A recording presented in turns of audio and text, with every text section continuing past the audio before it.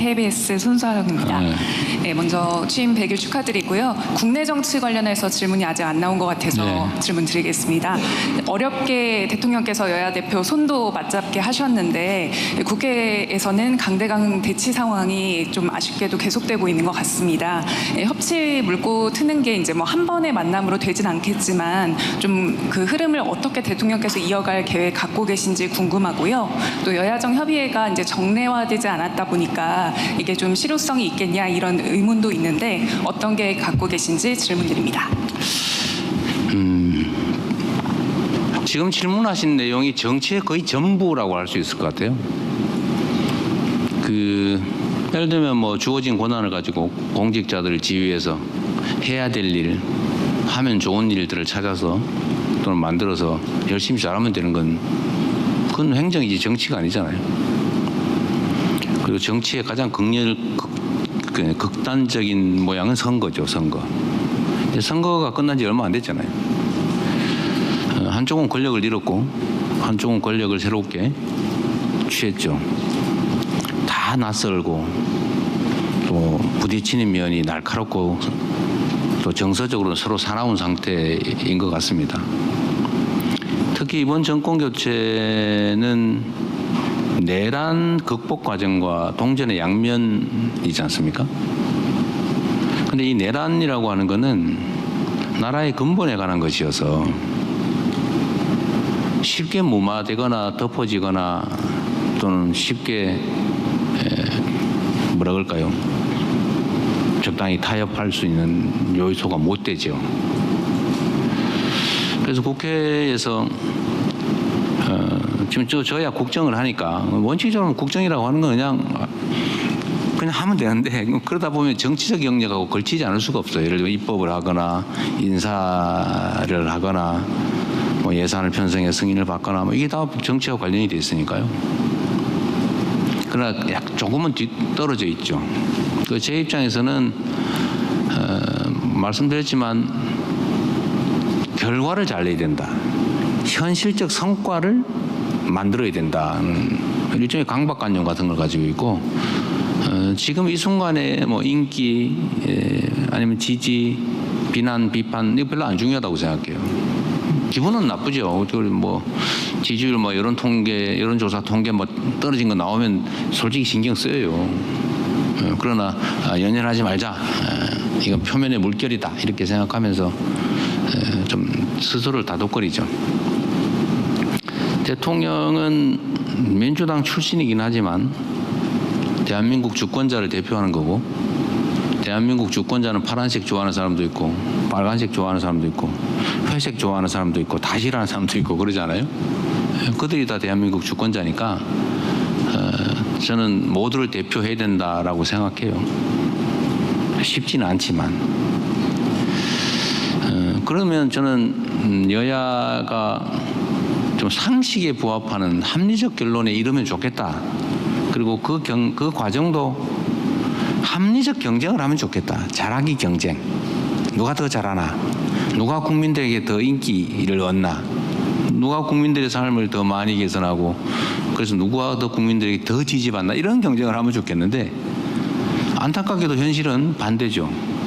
누가 더 상대를 더 압박하나? 이게 남아있는 것 같습니다.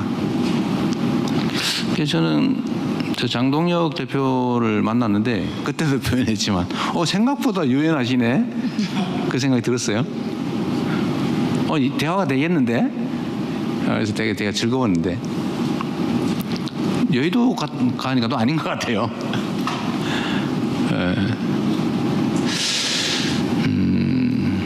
근데 저는 결국 이게 국민들의 손에 달렸다고 생각해요. 우리 국민들께서 심판자잖아요. 심판자. 주인이고 머슴들 일 시켜놓고 누가 더 잘하나 누가 진짜 일을 하나 누가 일하는 척만 하면서 열심히 일하는 다른 머슴 괴롭히기만 하나 이걸 잘 가려보면 그 머슴들이 주인 눈에 들기 위해서라도 주인을 위해서 열심히 성과를 내고 일하지 않겠어요? 근데 주인들이 편을 갈라가지고 쟤는 일을 못하지만 내가 좋아하는 애니까 나하고 고향 같으니까 이러고서 막 한다고 생각하면 모성들이 일을 하기보다는 편을 짜겠죠. 결국 거기에 달려있다는 생각이 듭니다. 협치해야죠. 협치라고 하는 게 야합하고는 달라요. 적당히 당신은 이런 주장을 했으니까 이쪽 주장이고 딱 중간 딱 잘라서 당신 반, 이쪽 반 이렇게 할 수는 없는 거죠. 제가 과거에도 그런 얘기를 들었습니다만 자꾸 통합 얘기하면서 봉합하고 구별을 못하길래 아니 도둑 10개 매일 10개씩 훔치던 집단하고 그 열심히 일하던 집단이 타협을 하는데 그러면 5개만 훔쳐 매일 이렇게 타협할 수는 없잖아요. 그건 타협도 아니고 통합도 아니죠. 도둑질 하지 말아야죠. 같이 살려면. 도둑질은 하지 않는다. 이런 거는 서로 지켜줘야 된다. 이번 내란 사태와 관련해서 오늘도 좀 시끄럽대요.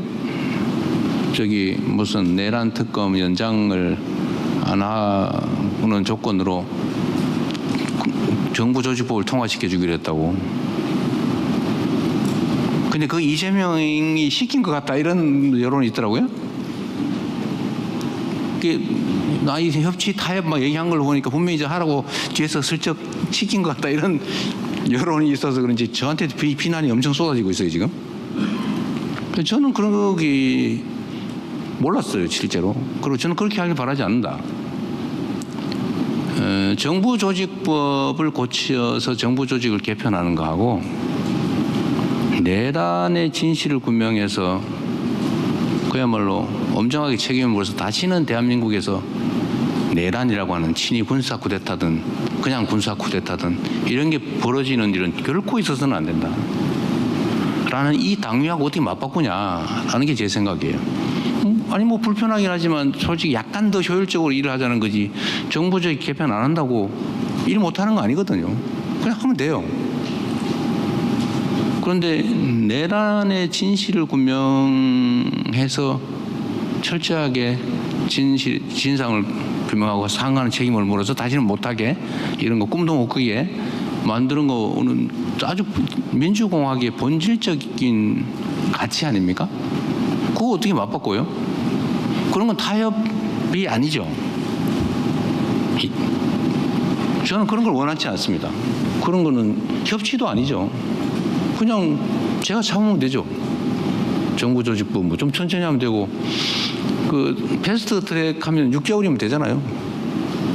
6개월 후에 하면 되죠. 한 달 후에 하나 6개월 후에 하나 뭔 차이겠습니까? 그래서 저는 협치라고 하는 게 무조건 그냥 적당하게 그냥 인정하고 봉합하고 그런 거하고는 다르다고 생각해요. 타당한 요구 주장을 수용한다. 제가 아까 50억 얘기도 했는데 저는 아니 그 큰 의제도 아닌데 장동혁 대표가 얘기하길래 그때 사실 마음먹었어요. 해야 되겠네. 그 전까지는 이거 원칙에 어긋나는데 이게 사실은 그것 때문에 주가가 떨어졌다고 주장도 있지만 사실은 주가는 하루 종일 올라갈 수 없어요. 가다 쉬었다 가는 겁니다. 지금 딱 쉴 때가 된 거예요. 쉴 때 원래 3분의 1 정도 조정을 받거나 심하면 3분의 2까지 떨어져서 조정을 받는데 이번에 위에서 견디고 있잖아요. 이거 엄청난 강력한 조정 국면이거든요. 반드시 올라갑니다. 내 판단으로는. 그래서 상관없다. 난 분명히 50억 그거 그냥 놔둘까 말까 고민하다가 그날 장동혁 대표가 말씀하시길래 그래 이런 걸 하나 이런 건 들어줘도 되겠네. 결과에 영향이 없으니까 약간 재정적 부담이 조금 늘어나긴 하지만 주식 투자자도 원하는 바고 그래서 근데 그런 건 할 수 있죠. 정책이 가는 거. 정책은 진리가 아니니까요. 정책은 정치적 결정이니까. 근데 그거 말고 본질에 가는 거는 근데 지금은 본질을 놓고 다투는 국면이라 쉽지가 않기는 합니다. 그래도 끊임없이 노력해야죠. 정책 협의 해야죠. 여야가 공약한 거 똑같은 건 너무 많아요. 저는 선거 때마다 느끼는 건데 선거 막바지에 가면 공약이 다 똑같아져요. 좋은 건 서로 다 하겠대 뺏겨가지고 정책 공약에는 저작권이 없는 거니까요. 그거 바람직하죠. 다만 지키냐 안 지키냐 차이가 있을 뿐이지. 그래서 공통 공약 이행을 위한 정책 협의 빨리 합시다. 우리한테도 필요하고. 제가 그랬죠. 똑같은 결론이라면 정책 부분에 관한 거면 원래 우리도 주장하고 저쪽도 주장하는 거면 저쪽이 주장해서 한 걸로 하자 그냥. 굳이 우리가 먼저 주장했다고 말하지 말고 야당이 요구해서 우리가 한 걸로 하자. 그럼 야당은 성과가 되고 우리는 결과를 만든 거 아니냐. 결과에 대한 평가는 우리가 받을 거고 제안을 했다는 생색은 야당이 내게 하자. 뭐 이런 거 해야죠. 좀 그런 진정한 의미의 협치, 대화가 있으면 좋겠어요. 그런데 부당한 걸 서로 관철을 하려고 그러면 안 되죠. 발목을 그런 건 협치나 타협이 아니고 발목 잡기에 당한 거죠. 그래서 저는 대화는 많이 하려고 합니다. 뭐 대화를 하면 좋아져요. 서로 막 밉다가도 얼굴 보면은 좀 달라요. 그래서 제가 장동혁 대표님한테도 그런 말씀을 드렸죠. 제가 여의도에 갔더니 정치인들은 낮에는 싸우더라도 밤에는 따로 만나가지고 허허 웃고 낮에 미안합니다. 후배 왜 그래? 할 수 있어야 되는데 진짜 감정이 상해가지고 진짜 화를 내면서 싸우면 어떡하냐. 애들도 아니고. 그렇잖아요. 그래서 이게 정치라고 하는 것은 개인으로 따지면은 머리 같은 건데 제가 똑같이 얘기했어요. 머리 같은 건데 이 사람이 이 생각도 했다가 강으로 갈까? 바다로 갈까? 막 고민하다가 에이 산으로 가자. 할 수 있는 거잖아요. 이게 유연함이죠. 사람이 그래야지 이 생각 저 생각할 수 있는 거죠. 어떻게 맨날 바다 생각만 합니까? 그런데 바다 생각만 하고 산 생각이나 강 생각을 절대 안 하는 이런 사람을 우리는 과학적으로 뭐라고 말을 해요. 여기서 말하기엔 좀 그래서 말을 안 하는 건데 다 아는 사람인데 웃으시는 분은 아는 거죠. 사회도 마찬가지다. 우리 사회의 머리 역할을 하는 게 정치 아닙니까? 이 주장 저 주장하고 막 다투다가 하나 결정하면 그냥 가고 또 뭐 새로운 생각 가지고 막 논쟁하고 이게 정상이지. 한 생각만 해가지고 그대로 가면 그게 그 사회가 정상적이겠어요. 그 정치 역할은 원래 그런 거다. 그래서 자유롭게 생각하고 대화하고 그냥 수용하고 그 야당이 주장하는 걸 제가 받아서 하면 그 결국 제가 하는 거죠. 근데 일부에서는 그런 거 있어요. 하려 그러다가 저쪽이 하자니까 안 한대요. 자기가 주장하다가도 이쪽이 한다고 하면 안 해요. 못하게 해. 제가 많이 봤어요. 그거는 정치가 아니죠. 생떼. 어린아이 같은 유치함이죠. 좀 우리나라 정치도 조금 어른스러워지면 좋겠습니다. 뭐 저도 노력해야 되고요. 앞으로는 점점 길이가 짧아질 테니까 네. 최대한 여러분의 질문 시간을 뺏지는 않도록 하겠습니다. 자, 그러면 지금부터 잠시만 주목해 주시기 바랍니다. 제가 구독자분들을 위해서 선물 하나를 준비했는데요. 제가 항상 여러분들께 드리는 말씀이 있습니다.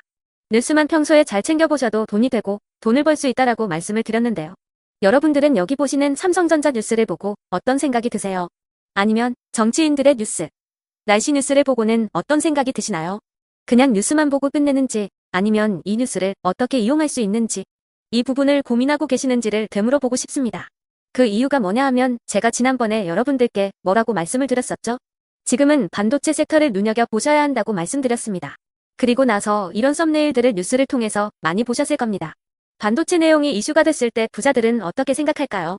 반도체 관련주들은 뭐가 있는지, 어떤 종목이 가장 좋은지, 어디에 투자해야 돈이 몰리는지 자연스럽게 생각한다고 제가 말씀을 드렸죠. 그 이유가 뭐냐 하면 부자들이 봤을 때는 이슈가 곧 돈으로 이어지고 그 이슈가 나에게 돈을 벌어준다는 경험적 확신이 있기 때문에 부자들은 항상 이런 사회적 이슈를 관심 있게 챙겨본다고 제가 말씀을 드렸습니다. 이번에도 마찬가지인데요. 제가 지난번에 시청자분들과 함께하는 주식으로 수익 내기 이벤트를 진행했었죠. 당연히 100% 무료로 진행을 했었고요. 여기 보시면 아시겠지만 제가 지난번에도 구독이라고 보내주신 모든 시청자분들께 반도체 관련주 중에 가장 크게 급등할 딱 한 종목, 많은 종목도 아니라 한미반도체 한 종목을 여러분들께 추천드렸어요. 그러면서 여기 나와 있는 대로 정확히 얼마에 매수해야 하는지, 그리고 수익률이 어느 정도 나왔을 때 팔아야 하는지를 이런 부분들까지 여러분들에게 정확히 알려드렸었는데 지금 실제로 어떻게 되었다?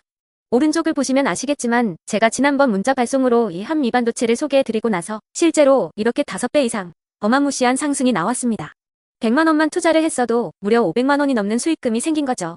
그래서 당시에도 굉장히 많은 분들이 제가 드린 이 한미 반도체로 수익을 내실 수가 있으셨을 텐데요. 또 최근에도 두산 에너빌리티라는 종목을 소개해드리고 2배가 넘는 상승이 나와주었습니다. 다시 한번 축하드린다고 말씀을 드리겠고 이번에도 마찬가지입니다. 앞으로도 2025년, 2026년 계속해서 기대해볼 섹터는 AI입니다. 그 중에서도 AI 반도체는 그 누구도 부정할 수 없는 미래성장 산업입니다. 그러면 우리가 어떻게 생각해 볼 수 있을까요? AI 반도체 종목 중에 앞으로 크게 대장 역할을 하면서 10배 이상 급등할 수 있는 템베거 종목을 지금부터 열심히 추적해야 한다는 겁니다. 큰 돈을 투자하지 않더라도 월급의 일부분 아주 소액이라도 이 종목을 모아가야 수백 %의 수익률을 손에 쥘 수 있는 것이죠. 지금 여러분이 보고 계시는 이 유튜브 또한 AI 반도체와 아주 밀접한 연관이 있고 반도체야말로 대한민국의 핵심 산업으로 앞으로 더더욱 시장은 성장할 수밖에 없습니다. 또한 현재 이재명 정부는 코스피 5천을 공약으로 상법 개정까지 단행하면서 우리 주식시장을 살리려고 많은 노력을 다하고 있습니다. 5년 동안 정부는 우리나라의 주식시장을 살리기 위해 주도적으로 행동해 나가면서 이재명 대통령 본인 또한 코스피 지수에 본인 월급을 투자하겠다고 선언한 상황인데요. 그렇기 때문에 제가 이번에도 뭘 보내드리고 있냐면 지난번과 똑같이 구독이라는 문자를 보내주시면 제가 AI 반도체 관련주 중에 앞으로 대장주 역할을 하면서 주가가 가장 크게 급등할 한 종목을 여러분들께 문자 발송으로 종목명과 사고 파는 시점을 모두 알려드릴 건데요. 그 문자를 받고 여러분들이 주식으로 돈 버는 연습을 한번 해보셨으면 좋겠고요. 혹시라도 나는 주식을 하지 않는다 하시는 분들은 주변에 주식하시는 지인분들에게 말씀을 해주셔도 되고요. 아니면 연세가 있으셔서 투자가 어렵다 하시는 분들은 이 종목을 자녀분들에게 한번 사봐라. 이걸로 한번 수익을 내봐라. 이렇게 조언을 해주실 수도 있는 거겠죠. 그래서 지금 이 영상을 보시는 시청자분들 중에 나도 이번 종목이 좀 궁금하다 하시는 분들은요. 누구나 상관없이 그리고 어느 시간대나 상관없이 부담 없이 010-2250-0333번으로 구독이라는 문자 보내주시면 제가 이번에도 똑같이 무료 추천 급등주 문자를 보내드리겠습니다. 이해되시겠죠? 제 번호 010-2250-0333번으로 구독이라는 문자 보내주시면 여러분들이 직접 이슈를 통해서 돈 버는 연습을 해보실 수가 있는 거고 제가 돈을 받는 것도 아니고 투자를 대신해 드리는 것도 아니기 때문에 부담 없이 신청해 주시면 되는 겁니다. 그리고 수익이 나면 저는 다른 것은 하나도 바라지 않습니다. 제 채널에 구독, 좋아요 한 번씩만 눌러주시라. 이렇게 다시 한번 말씀을 드리겠습니다.